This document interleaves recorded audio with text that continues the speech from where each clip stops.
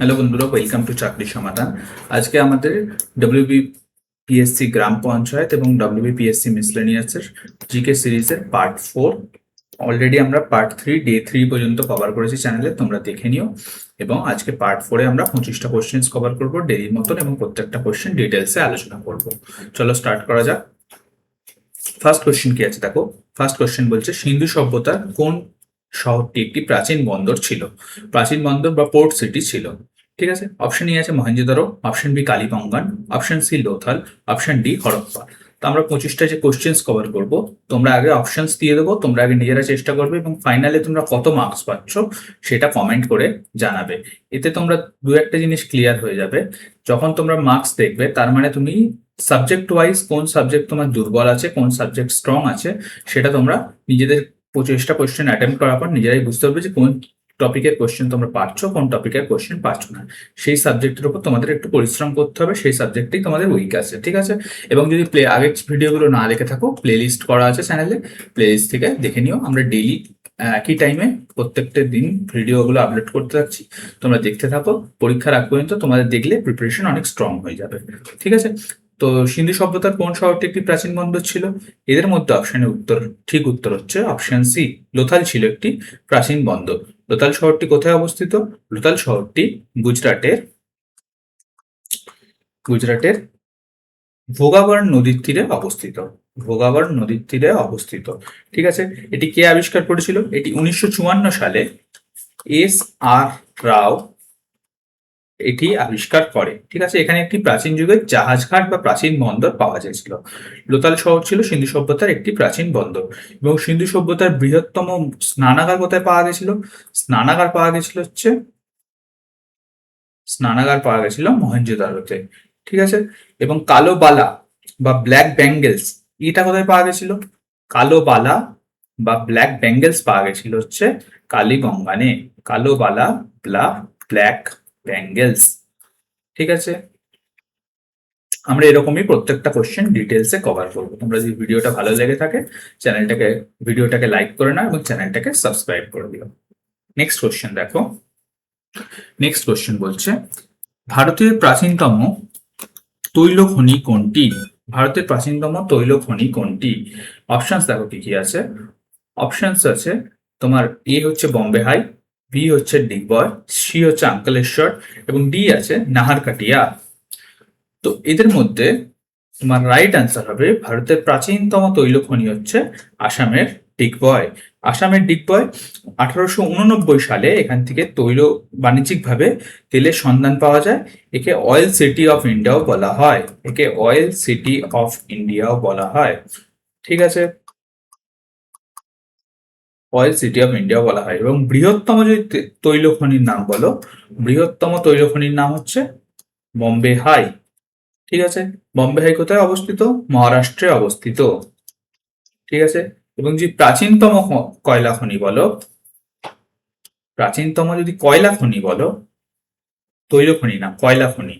প্রাচীনতম কয়লা খনি যদি কোশ্চেনে আসে, তার আনসার হবে, প্রাচীনতম কয়লা খনি হচ্ছে পশ্চিমবঙ্গের রানীগঞ্জ।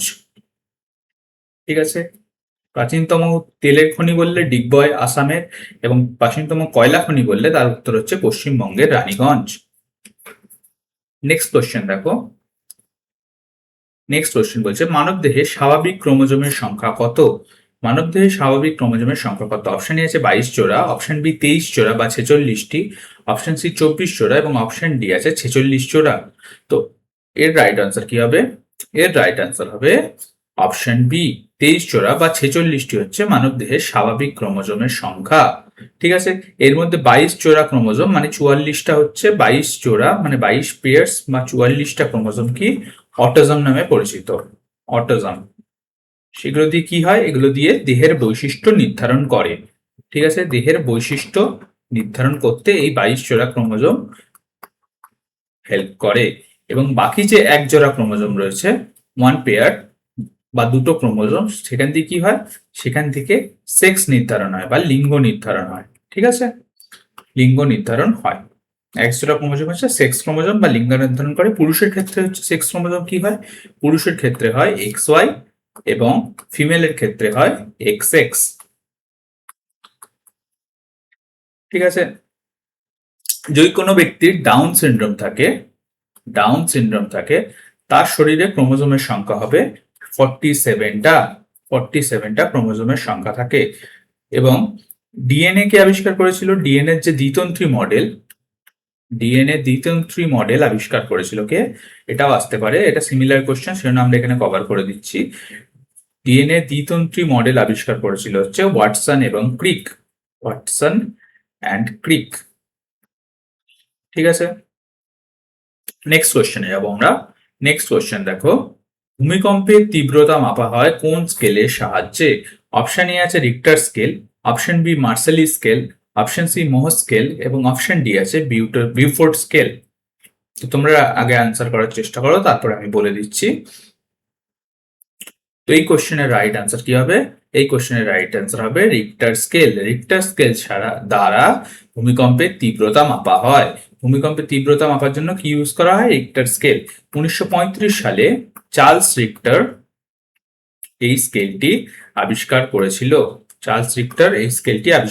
1935 সালে। এবং ভূমিকম্প মাপার জন্য যে যন্ত্র ইউজ করা হয়, তীব্রতা না, শুধু ভূমিকম্প মাপার জন্য যেটা ইউজ করা হয় তাকে কি বলা হয়? তাকে বলা হয় সিসমোগ্রাফ। ঠিক আছে, এবং সিসমোগ্রাফের গ্রাফে যে স্কেল দিয়ে তীব্রতা মাপা হয় সেটাকে বলা হয় রিক্টার স্কেল। ঠিক আছে, এবং বায়ুর গতিবেগ মাপার জন্য কি ইউজ করা হয়? বায়ুর যদি গতিবেগ বলে তখন আনসার হবে, বায়ুর গতিবেগ মাপা হয় অ্যানিমোমিটার দ্বারা বায়ুর গতিবেগ মাপা হয়। এবং সমুদ্রের গভীরতা যদি বলে, সমুদ্রের গভীরতা মাপা হয় ফ্যাথোমিটার দ্বারা, FATHO মিটার, ফ্যাথোমিটার দ্বারা সমুদ্রের গভীরতা মাপা হয়। ঠিক আছে, নেক্সট কোশ্চেন দেখো, কোশ্চেন নাম্বার 5 বলছে, ভারতের উপরাষ্ট্রপতি পদপ্রার্থী হওয়ার জন্য ন্যূনতম বয়স কত বছর হওয়া দরকার? অপশন এ 25 বছর, অপশন বি 30 বছর, অপশন সি 35 বছর এবং অপশন ডি হচ্ছে 40 বছর।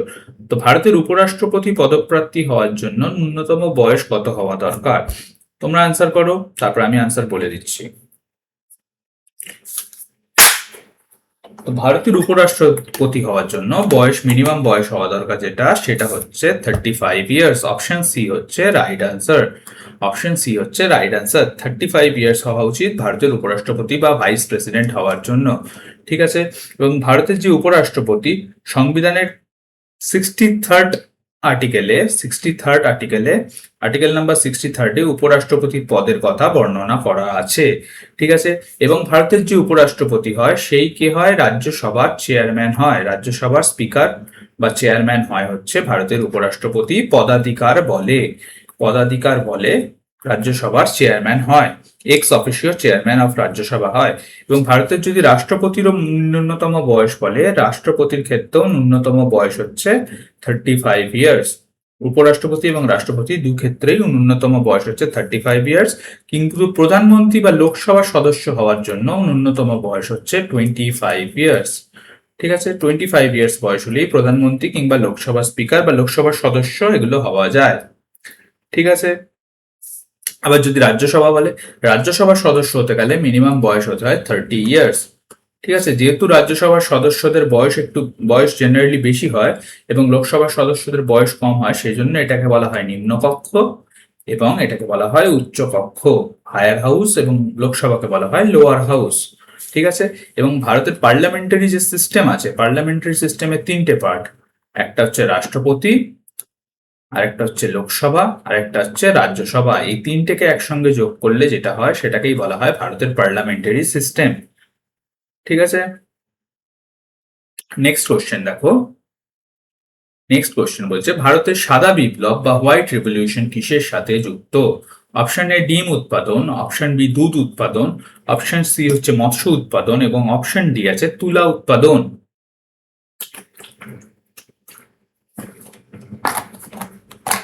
তো ভারতে সাদা বিপ্লব বা হোয়াইট রেভলিউশন যুক্ত হচ্ছে দুধ উৎপাদনের সাথে। অপশন বি হচ্ছে রাইট আনসার। দুধ উৎপাদনের সাথে যুক্ত হচ্ছে ভারতের সাদা বিপ্লব বা হোয়াইট রেভলিউশন। 1970 সালে দুধের উৎপাদন বাড়ানোর জন্য অপারেশন ফ্লাডের মাধ্যমে একটি কর্মসূচি গ্রহণ করা হয়, যার নেতৃত্ব কে করেছিল? ডক্টর ভার্গিস কুরিয়েন। ডক্টর ভার্গিস কুরিয়েন। ভার্গিস কুরিয়েনের নেতৃত্বে একটি বিপ্লব হয়েছিল, যেটার নাম হচ্ছে ভারতের সাদা বিপ্লব বা হোয়াইট রেভলিউশন নামে পরিচিত। ঠিক আছে, 1970 সাল, ডক্টর ভার্গিস কুরিয়েন এবং অপারেশন ফ্ল্যাড, এই তিনটে জিনিস তোমাদের মনে রাখতে হবে পরীক্ষার পার্সপেক্টিভে। ঠিক আছে, এবং যদি বলে গ্রিন রেভলিউশন বা সবুজ বিপ্লব, সবুজ বিপ্লব যুদ্ধ হচ্ছে ধান বা গমের মতন শস্যের জন্য উচ্চ ফলনশীল বীজ দ্বারা এই বিপ্লব করা হয়েছিল। উচ্চ ফলনশীল বীজের ব্যবহার করা হয়েছিল। সবুজ বিপ্লবের জনক কাকে বলা হয়? এম.এস. স্বামীনাথনকে। ঠিক আছে, এম.এস. স্বামীনাথনকে বলা হয় সবুজ বিপ্লবের জনক। এবং যদি বলে নীল বিপ্লব বা ব্লু রেভলিউশন, ব্লু রেভলিউশন তৈরি হয়েছিল কিসের সাথে? মৎস্য উৎপাদনের সাথে যুক্ত হচ্ছে ব্লু রেভলিউশন। ঠিক আছে, নেক্সট দেখো, সতীদাহ প্রথা কত সালে রদ বা নিষিদ্ধ করা হয়? অপশন এ 1813 সাল, অপশন বি 1829 সাল, অপশন সি 1856 সাল এবং অপশন ডি হচ্ছে 1857 সাল। এর মধ্যে রাইট অ্যান্সার হচ্ছে অপশন বি। অপশন বি, 1829 সালে সতীদাহ প্রথা নিষিদ্ধ করেছিল কে? Lord William Bentinck. এবং এতে রাজা রামমোহন রায়ের গুরুত্বপূর্ণ ভূমিকা ছিল। কোন রেগুলেশনের মাধ্যমে এটা পাস হয়েছিল? রেগুলেশন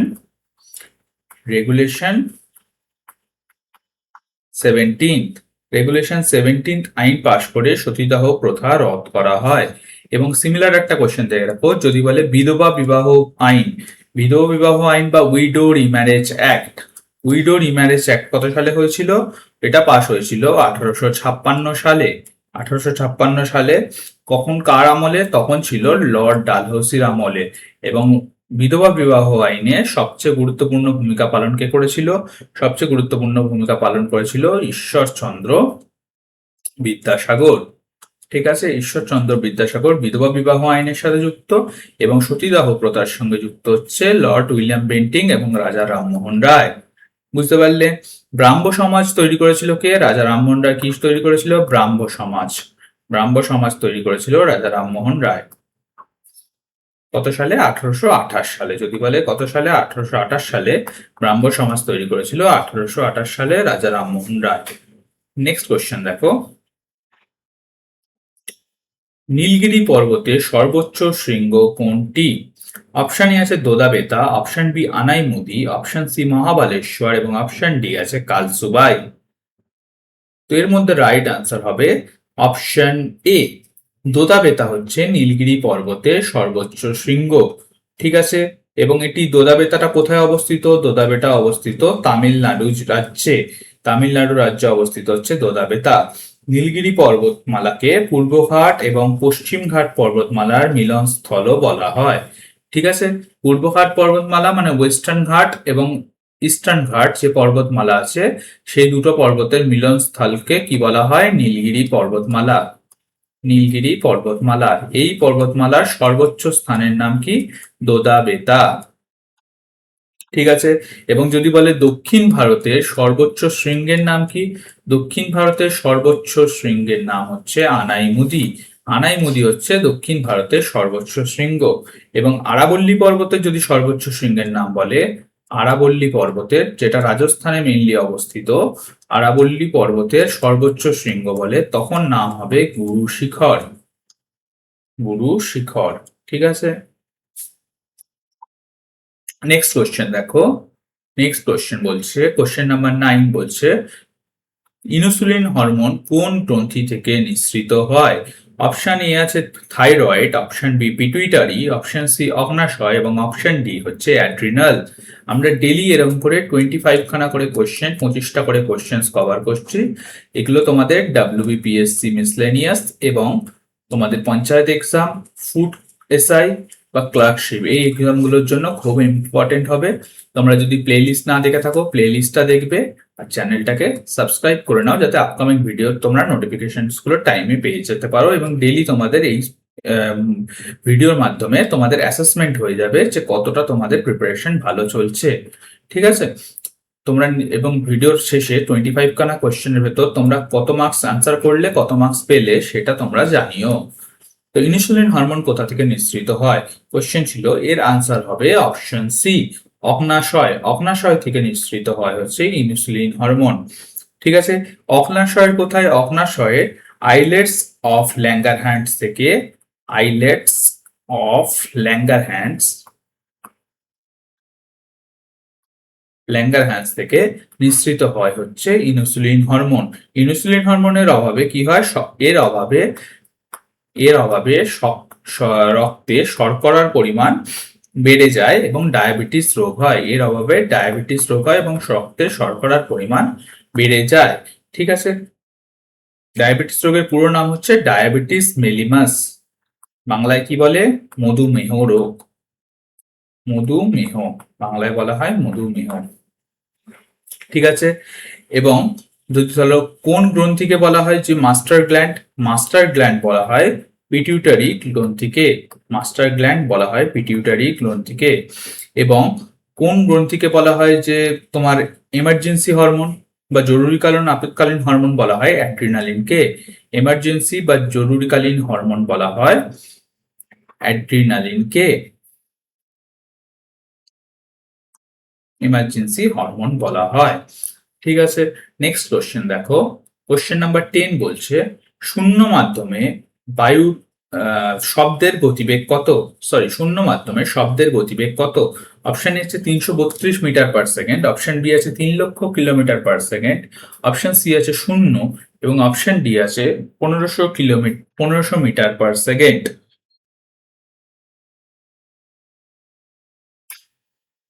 তো এর রাইট আনসার হবে হচ্ছে শূন্য মাধ্যমে শব্দের গতিবেগ হচ্ছে 0। কেন? শব্দ একটি যান্ত্রিক তরঙ্গ। শব্দ একটি কি? যান্ত্রিক তরঙ্গ। শব্দ চলাচলের জন্য কোনো মাধ্যমের প্রয়োজন হয়। যদি মাধ্যম না থাকে শব্দ চলাচল করতে পারে না।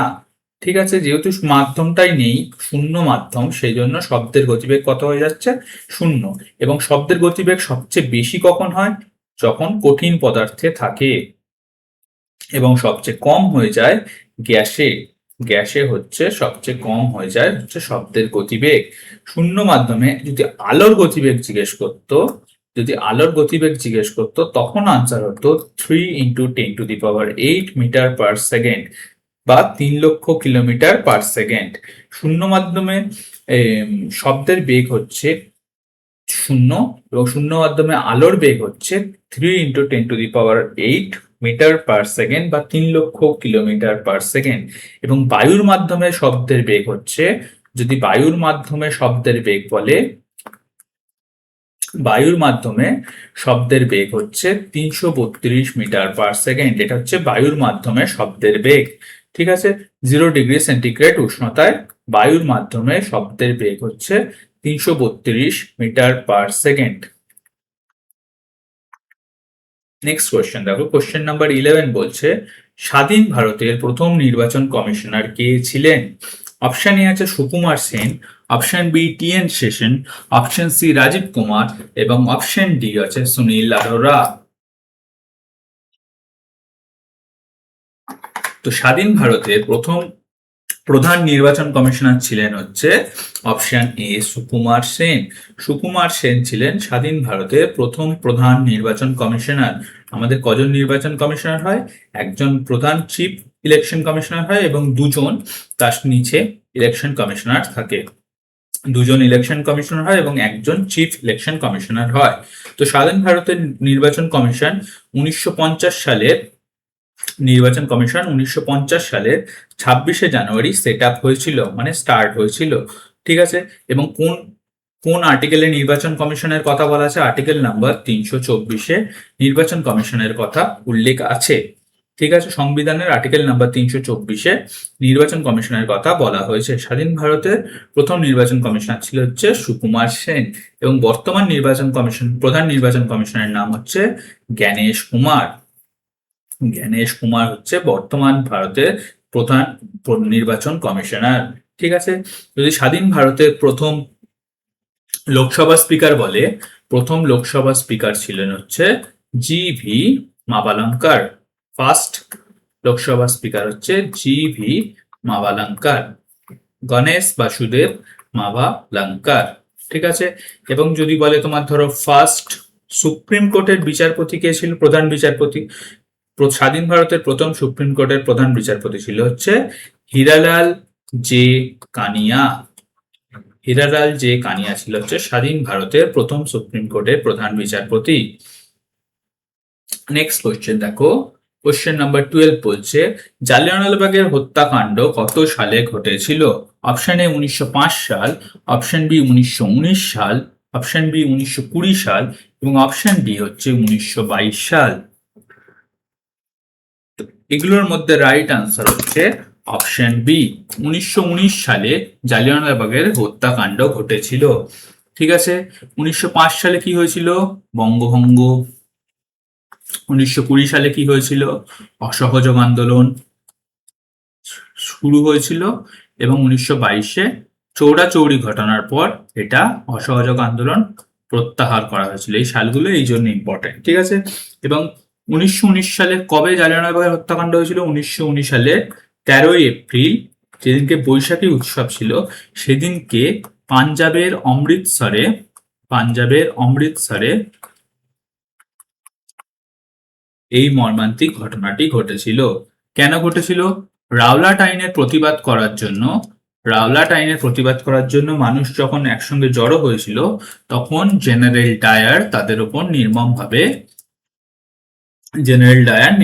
গুলি চালানোর নির্দেশ দিয়েছিল। এবং জালিয়ানওয়ালাবাগের হত্যাকাণ্ডের প্রতিবাদে তোমাদের রবীন্দ্রনাথ ঠাকুর নাইটহুড উপাধি ত্যাগ করেছিল এবং গান্ধীজি কাইজার-ই-হিন্দ উপাধি ত্যাগ করেছিল। ঠিক আছে। নেক্সট দেখো, নেক্সট কোশ্চেন হচ্ছে র্যাডক্লিফ লাইন কোন দুটি দেশের মধ্যে সীমানা নির্ধারণ করেছে? অপশন এ আছে ভারত ও চীন, অপশন বি ভারত ও নেপাল, অপশন সি হচ্ছে ভারত ও পাকিস্তান, অপশন ডি আছে ভারত ও আফগানিস্তান।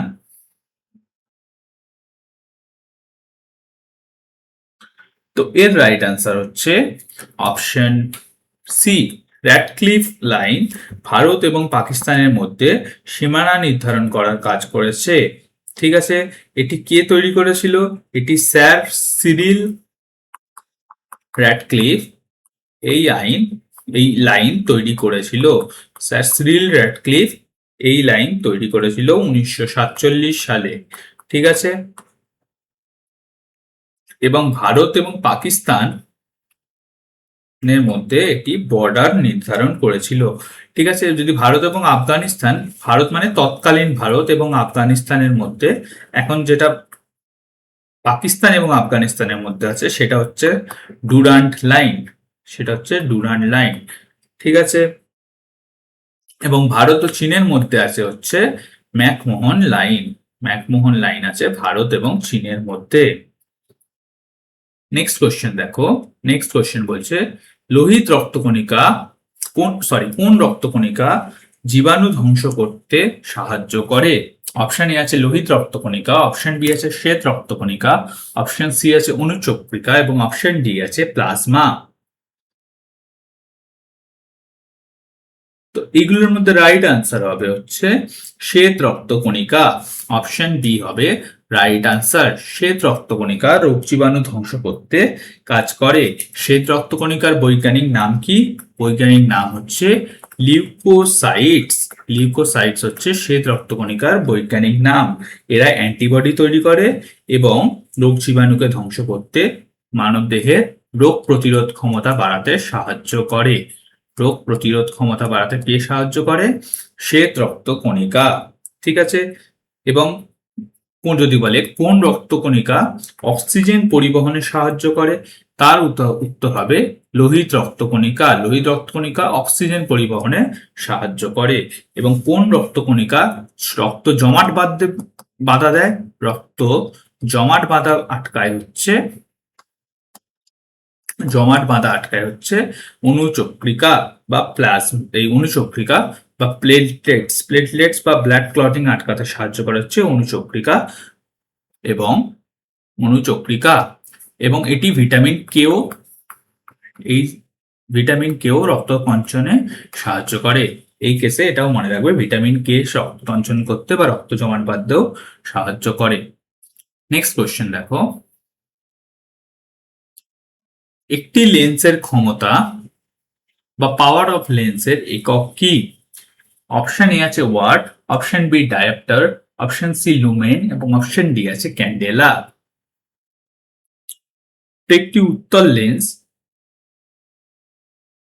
একটি লেন্সের ক্ষমতা মাপার একক হচ্ছে অপশন বি ডায়োপ্টার। ডায়োপ্টারের মাধ্যমে লেন্সের ক্ষমতা মাপা হয়। উত্তল লেন্সের ক্ষমতা পজিটিভ আসে, উত্তল লেন্স যদি আসে তার ক্ষমতা হবে পজিটিভ, এবং নেগেটিভ হয় হচ্ছে অবতল লেন্সের ক্ষেত্রে।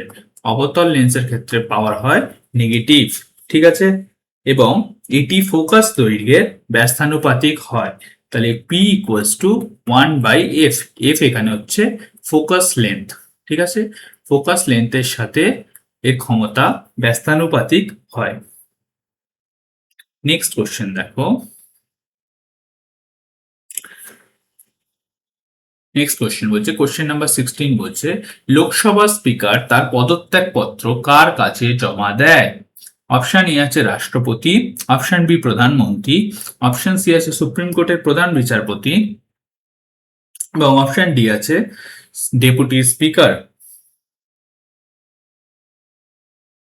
তো এর রাইট আনসার হবে অপশন ডি, ডেপুটি স্পিকারের কাছে লোকসভা স্পিকার তার পদত্যাগ পত্র জমা দেয়। এবং লোকসভার যে স্পিকার আর ডেপুটি স্পিকার, এই দুটো পদই সংবিধানের 93rd আর্টিকেলে এই দুটি পদের কথা বলা আছে, ঠিক আছে। স্পিকার পদত্যাগ করতে চাইলে ডেপুটি স্পিকারকে পদত্যাগ পত্র জমা দেয়, এবং ডেপুটি স্পিকার করতে চাইলে লোকসভা স্পিকারকে তার পদত্যাগ পত্র জমা দেয়। এবং ভারতের রাষ্ট্রপতি যদি পদত্যাগ করতে চায়, ধরো ভারতের রাষ্ট্রপতি পদত্যাগ করতে চায়, সেটা জমা দেয় হচ্ছে উপরাষ্ট্রপতির কাছে, ভাইস প্রেসিডেন্টের কাছে। উপরাষ্ট্রপতির কাছে ভারতের রাষ্ট্রপতি তার পদত্যাগ পত্র জমা দেয়। এবং লোকসভার যদি কোনো লোকসভার যদি কোনো মেম্বার বা সদস্য যদি পদত্যাগ করতে চায়, সে জমা দেয় হচ্ছে লোকসভা স্পিকারের কাছে, তার পদত্যাগ পত্র জমা দেয়। নেক্সট কোশ্চেন দেখো, ডুরান্ট কাপ কোন খেলার সাথে যুক্ত? অপশন এ আছে cricket, option B football, option C আছে হকি এবং অপশন ডি আছে টেনিস। তো এর রাইট আনসার হবে অপশন বি ফুটবল। তোমরা 25-এ কত মার্কস স্কোর করছো সেটা আমাকে কমেন্ট করে জানাবে, ঠিক আছে। এবং প্লে লিস্টে থাকা সিমিলার যে আমাদের ডেলি জিকে সিরিজের ভিডিওগুলো একবার দেখে নেবে এবং চ্যানেলটাকে সাবস্ক্রাইব করে দেবে, যাতে এই নেক্সট ভিডিওগুলো তোমরা টাইমলি নোটিফিকেশনস পেয়ে যাও, ঠিক আছে। এবং এই ভিডিওটা ভালো লাগলে এটাকে লাইকও করে দিও। তো ডুরান্ট কাপ ফুটবলের সাথে যুক্ত। এটা এশিয়ার প্রাচীনতম কাপ, এশিয়ার ওল্ডেস্ট এবং পৃথিবীতে তৃতীয় প্রাচীনতম কাপ হচ্ছে, ওয়ার্ল্ডের থার্ড ওল্ডেস্ট কাপ হচ্ছে বা খেলার টুর্নামেন্ট হচ্ছে ডুরান্ট কাপ। এটি কোন খেলার সাথে যুক্ত? এটি ফুটবল খেলার সাথে যুক্ত। এটা কত সালে শুরু হয়েছিল? 1888 সালে। কোথায় শুরু হয়েছিল? সিমলাতে শুরু হয়েছিল ডুরান্ট কাপ, ঠিক আছে। এবং যদি বলে ধরো তোমাকে থমাস কাপ কোন খেলার সাথে যুক্ত? থমাস কাপ যুক্ত হচ্ছে ব্যাডমিন্টন খেলার সাথে যুক্ত হচ্ছে থমাস কাপ, ঠিক আছে। পুরুষ ব্যাডমিন্টনের সাথে যুক্ত হচ্ছে থমাস কাপ। যদি বলে ডেভিস কাপ কোন খেলার সাথে যুক্ত, তখন ডেভিস কাপ যুক্ত হচ্ছে লন টেনিসের সাথে। লন টেনিসের সাথে যুক্ত হচ্ছে ডেভিস কাপ। নেক্সট দেখো, গৌতম বুদ্ধের বাল্যকালের নাম কি ছিল? অপশন এ আছে Vardhaman, option B Siddhartha, option C Rahul এবং অপশন ডি আছে দেবদত্ত।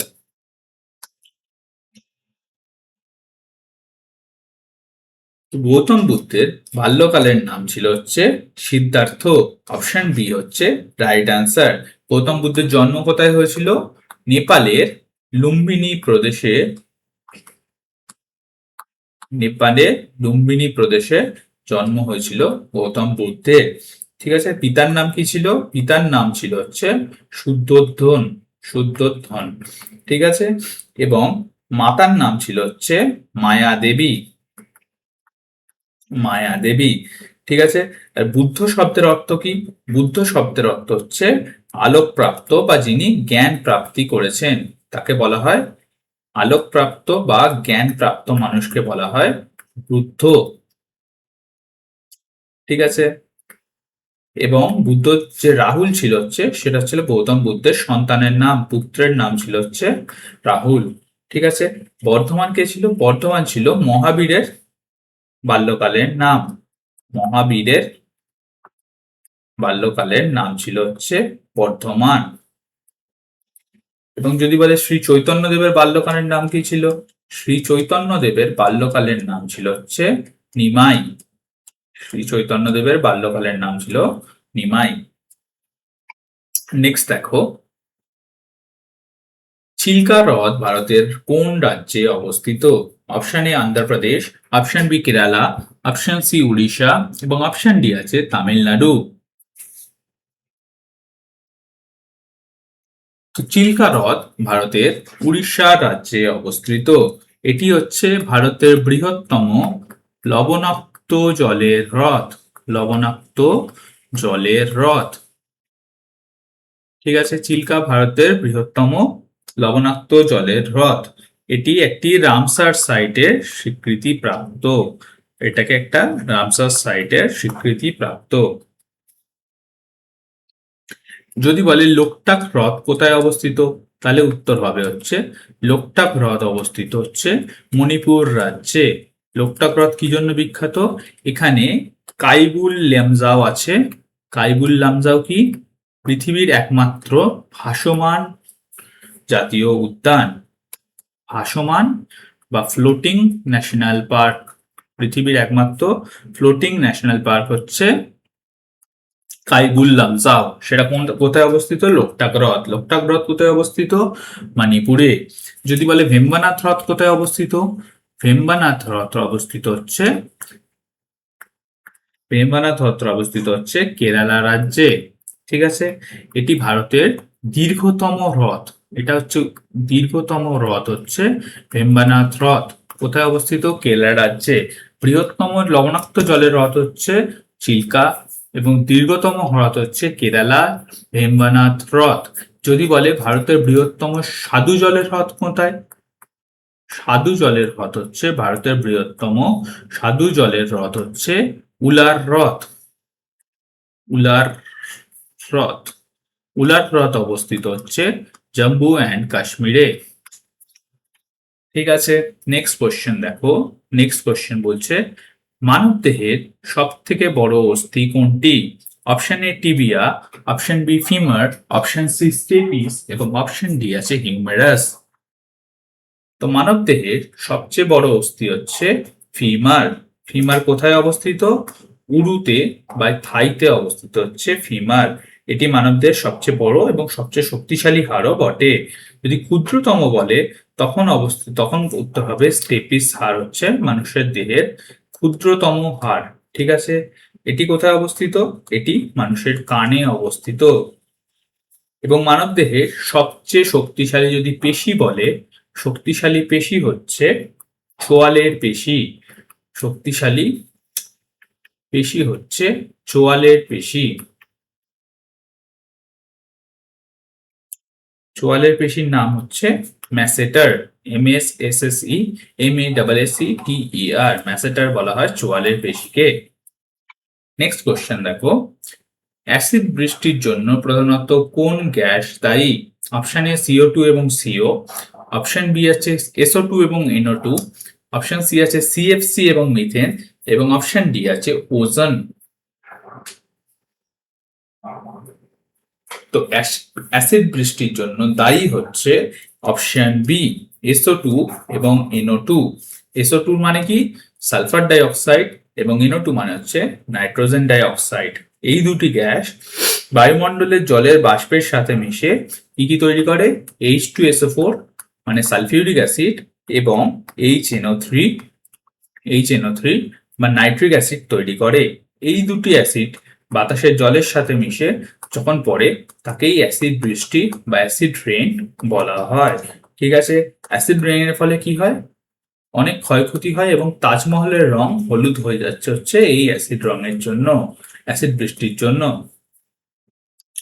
যাকে বলা হয় স্টোন ক্যান্সার। স্টোন ক্যান্সারও বলা হয়। ঠিক আছে, সিএফসি কি জন্য বিখ্যাত? সিএফসি বিখ্যাত হচ্ছে সিএফসির জন্য ওজোন স্তরের ক্ষয়ক্ষতি হচ্ছে। ওজোন স্তরের ক্ষয়ক্ষতি হচ্ছে সিএফসির জন্য, যার পুরো কথা হচ্ছে ক্লোরোফ্লুরোকার্বন।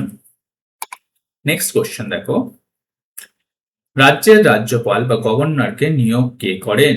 অপশন এ মুখ্যমন্ত্রী, অপশন বি হচ্ছে প্রধানমন্ত্রী, অপশন সি রাষ্ট্রপতি, এবং অপশন ডি আছে হাইকোর্টের প্রধান বিচারপতি। তো এর রাইট অ্যান্সার হবে হচ্ছে অপশন সি রাষ্ট্রপতি। রাষ্ট্রপতি যে কোনো রাজ্যের গভর্নরকে নিয়োগ করেন। ঠিক আছে, এবং গভর্নর পোস্টটা আর্টিকেলের সংবিধানের কোন আর্টিকেলে বলা আছে? আর্টিকেল নাম্বার 155-এ গভর্নরের কথা বলা আছে। এবং রাজ্যপালের মেয়াদ কত? 5 বছর। কিন্তু কিন্তু রাষ্ট্রপতির সন্তুষ্টির উপর নির্ভর করে তিনি 5 বছরের বেশিও এই পদে বহাল থাকতে পারেন। রাজ্যপাল হওয়ার জন্য ন্যূনতম বয়স কত দরকার? 35 ইয়ার্স অফ এজ হওয়া উচিত। মিনিমাম বয়স হওয়া উচিত 35 ইয়ার্স অফ এজ।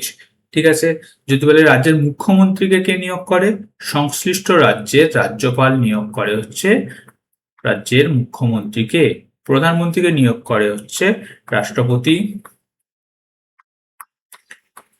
ঠিক আছে, এবং হাইকোর্টের প্রধান বিচারপতিকেও নিয়োগ করে হচ্ছে রাষ্ট্রপতি। নেক্সট কোশ্চেন দেখো, কুচিপুড়ি কোন রাজ্যের একটি বিখ্যাত ধ্রুপদী নৃত্য? Option A Kerala, option B Tamil Nadu, option C Andhra Pradesh, এবং অপশন ডি আছে কর্ণাটকা। তো এগুলোর মধ্যে রাইট অ্যান্সার হচ্ছে অন্ধ্রপ্রদেশ। অপশন সি হচ্ছে রাইট অ্যান্সার। অন্ধ্রপ্রদেশের কুচেলাপুরম নামক এক গ্রাম থেকে কুচেলাপুরম নামক গ্রাম থেকে এই নৃত্যটি, ক্লাসিক্যাল ডান্সটি, ধ্রুপদ নৃত্য বা ক্লাসিক্যাল ডান্সটির নামকরণ হয়েছে কুচিপুড়ি। ঠিক আছে, কুচেলাপুরম হচ্ছে গ্রামের নাম। যদি বলে তামিলনাড়ুর কোন নৃত্য বিখ্যাত? তামিলনাড়ুর বিখ্যাত হচ্ছে ভারতনাট্যম।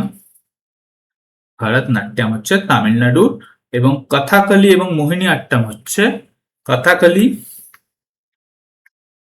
এবং মোহিনী আট্টম হচ্ছে কেরালার বিখ্যাত নাচ, মোহিনী আট্টম। ঠিক আছে, কত্থক কোথাকার নাচ? যদি বলে কত্থক কোথাকার নাচ, কত্থক হচ্ছে ইউপির বিখ্যাত নাচ। নেক্সট দেখো, আকবরনামা গ্রন্থটি কে রচনা করেন? Option A Abul Fazl, option B Badayuni, option C Faizi, এবং অপশন ডি আছে গুলবদন বেগম। তো এর মধ্যে রাইট অ্যান্সার হচ্ছে অপশন এ আবুল ফজল। আবুল ফজল ছিল হচ্ছে আকবরের একজন নবরত্নের মধ্যে অন্যতম সভাকবি। নবরত্নের মধ্যে একজন ছিল হচ্ছে আবুল ফজল। ঠিক আছে, যিনি আকবরনামা গ্রন্থটি রচনা করেছিলেন। তিনি এটি কোন ভাষায় লিখেছিলেন? তিনি লিখেছিলেন ফার্সি ভাষায়। ফার্সি ভাষায় আকবরনামা লিখেছিলেন। এবং আকবরনামারই তৃতীয় খণ্ডের নাম কি? আইনি আকবরী। এটাও কোশ্চেন আসে পরীক্ষায়। আইনি আকবরী কার লেখা? আইনি আকবর হচ্ছে আকবরনামার তৃতীয় খণ্ডের নাম হচ্ছে আইনি আকবরী, যেটা লেখা হচ্ছে আবুল ফজলেরই। ঠিক আছে, যদি বলে বাবরনামা কার লেখা? বাবরনামার রচয়িতা হচ্ছে বাবর নিজে। বাবর নিজে কোন ভাষায় লিখেছিল? তুর্কি ভাষায়। যদি বলে হুমায়ুন নামা কার লেখা? যদি বলে হুমায়ুন নামা কার লেখা, তখন আনসার হবে হুমায়ুন নামা লেখা হচ্ছে গুলবাদন বেগমের। গুলবাদন বেগম কে ছিল? হুমায়ুনের বোন ছিল, হুমায়ুনের বোন।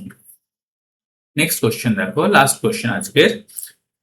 এরকম আমরা প্রত্যেকটা পার্টে 25 খানা করে কোশ্চেন কভার করছি। তোমরা অলরেডি এটা পার্ট 4, পার্ট 3 পর্যন্ত অলরেডি চ্যানেলে আপলোড করা আছে। ওখানে অলরেডি 75টা কোশ্চেন কভার আছে, তোমরা ভালো করে দেখে নিও। এরকম প্রত্যেকটা কোশ্চেনের ডিটেলড আলোচনাও আছে। ঠিক আছে, এবারে অ্যাসেস করলে প্রত্যেকটা কোশ্চেন পেপার তোমরা নিজেরা মানে ভিডিও দেখার সাথে সাথে যদি অ্যাটেম্প্ট করার চেষ্টা করো এবং কত মার্কস পাচ্ছ সেটা যদি ভালো করে অ্যাসেস করো, তোমরা বুঝতে পারবে তোমাদের কোন সাবজেক্টে দুর্বল জায়গা আছে। সেই সাবজেক্টের উপর তোমাদের একটু বেশি পরিশ্রম করতে হবে। যদি ভিডিওটা ভালো লেগে থাকে লাইক করে দাও এবং চ্যানেলটাকে সাবস্ক্রাইব করে দিও। ঠিক আছে, যাতে ভবিষ্যতে এই ভিডিওগুলো তোমাদের টাইমলি পৌঁছে যায়। তো লাস্ট কোশ্চেন কি দেখো, ভারতের সিলিকন ভ্যালি বা সিলিকন ভ্যালি অফ ইন্ডিয়া কাকে বলা হয়? অপশন এ আছে Hyderabad, option B Pune, option C Noida এবং অপশন ডি আছে বেঙ্গালুরু। তো ভারতের সিলিকন ভ্যালি কাকে বলা হয়? এর রাইট অ্যান্সার হচ্ছে বেঙ্গালুরুকে ভারতের সিলিকন ভ্যালি বলা হয়। বেঙ্গালুরু কোথায় অবস্থিত? কর্ণাটকা রাজ্যে অবস্থিত। কারণ আমেরিকার বিখ্যাত সিলিকন ভ্যালির নামের সঙ্গে সামঞ্জস্য রেখে সিলিকন ভ্যালি অফ ইন্ডিয়া বলা হয় বেঙ্গালুরুকে। কারণ আমেরিকার সিলিকন ভ্যালিতে বিভিন্ন তথ্য প্রযুক্তি কোম্পানির অফিস আছে, ঠিক একইভাবে ভারতের সিলিকন ভ্যালি মানে বেঙ্গালুরুতেও অনেক তথ্য প্রযুক্তি মানে আইটি কোম্পানির অফিস থাকার কারণে এটি আমেরিকার সিলিকন ভ্যালির সাথে তুলনা করে এই নাম দেওয়া হয়েছে। ঠিক আছে, বেঙ্গালুরুর আরেক নাম কি? গার্ডেন সিটি অফ ইন্ডিয়াও বলা হয় বেঙ্গালুরুকে, বা স্পেস সিটি অফ ইন্ডিয়াও বলা হয়। কারণ স্পেস সিটি কেন বলা হয়? স্পেস সিটি বলা হয় কারণ এখানে ইসরোর হেডকোয়ার্টার অবস্থিত। ইসরোর পুরো কথা কি? Indian space research organisation.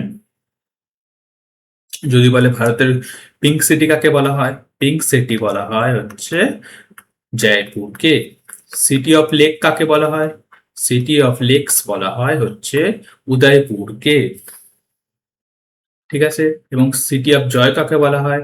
City of joy বলা হয় আমাদের শহর কলকাতাকে। ঠিক আছে, এই সব কিছুই পরীক্ষার জন্য ইম্পর্টেন্ট। তোমাদের যদি ভিডিওটা ভালো লেগে থাকে ভিডিওটা লাইক করে দাও এবং চ্যানেলটা সাবস্ক্রাইব করে দিও। দেখা হবে পরের পার্টে। Thank you so much for watching.